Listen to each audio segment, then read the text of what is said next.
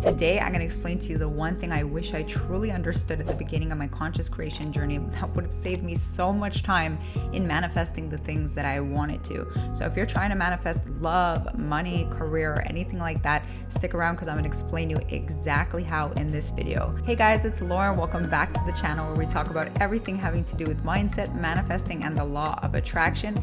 If you're interested in one-on-one coaching, I'd love to help you manifest your dreams. All the information is down in the description below. All right, so the one thing you need to understand if you want to take conscious creation seriously and take your manifesting game to the next level is you need to understand who you really are. All right, what do I mean by that? Well, you see, we all tend to have a belief about who we are, an identity or a self-concept or a self-image. You can really think about it however you want. Now, on this channel, I talk a lot about changing your self-concept, changing your identity, or changing your self-image to see that reflect out into your life. And that's amazing. That does absolutely work. But today, I want to go one level deeper than that. So for example, let's say this is you. All right, this is who you think you are. This is the identity that you think that you are. This is you with your thoughts, with your beliefs, with your specific feelings, with your specific reactions, and the way that you see the world. Now, what so many people try to do when they're trying to manifest change into their life and assume a new identity is that they say, this is who I am now, and this is not who I want to be. I actually want to be this over here. And they ask themselves, how do I get from this to this? Let's say you are financially challenged and you want to be financially abundant. So what people tend to try to do is they stay in this identity. They actually don't release anything from this identity. And they try to form new affirmations, new assumptions, new beliefs on top of this old identity to get somehow into this new identity. But unfortunately, that doesn't really work. And the reason that that doesn't work or is not the most effective way is for two reasons. Number one, if you start to instill new affirmations, new beliefs on an old self-concept, on a old way of thinking, a old way of viewing consciousness and awareness, what's going to happen is even if you make changes by really forcing this identity to shift through affirmations and scripting and so forth, at the core, you still believe that this is who you are. That you are these beliefs, that you are these thoughts, that you are this body, that you are these emotions. And so what's going to happen is at the first signs of struggle or when your conscious energy finally runs out, you're going to rebound back to this identity. So this identity is financial abundance. And what goes with it is all the beliefs, thoughts, reactions, and emotions, right? To go to this, it's not actually a slow progress from your old identity or new one. What people don't understand, and this is what makes it so difficult to actually make massive leaps in your life and quantum shifts in your life, is that you are neither of these things.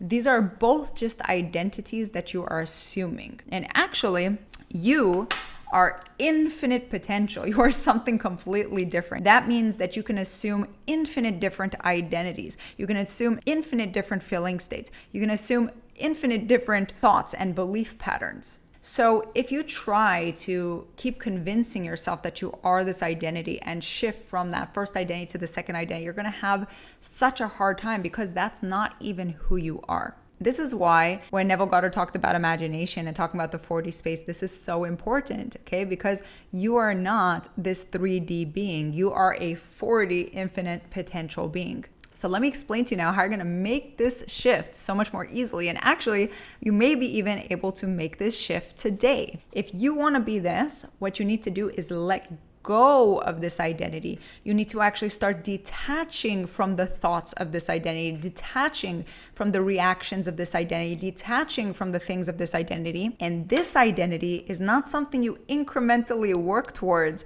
It's a decision that you make. Okay? Let me say that one more time. The identity that you assume is not something that's going to be reinforced by your 3D. It's not something you're going to see evidence and proof for. It's not something that you incrementally work towards. It is a decision that you make. And then you stay persistent in this decision. Now, why can we do that? Why does that actually work? Well, very simply because you are 4D. You are infinite potential. You are the observer behind the thoughts. You are not the thoughts themselves. You are the observer behind behind the emotion. You are not this one. It's like you're playing a video game and you've mistaken yourself for the character in the game. You are not the character in the game. You are the one playing the game. So to make these identity shifts easier, we need to actually get back into a state of understanding of what you really are. We need to get to a higher level of consciousness of what you really are. When you're able to make that shift and disidentify with the things that are happening around you as being connected to you and being indicative of who you are, but seeing them all more neutrally, you'll be able to much more easily transition into that new identity. Now, if you like this video, you're definitely going to love this next video. You're definitely going to want to check it out. Thanks so much for subscribing and hitting the bell, and I will see you guys in the next video.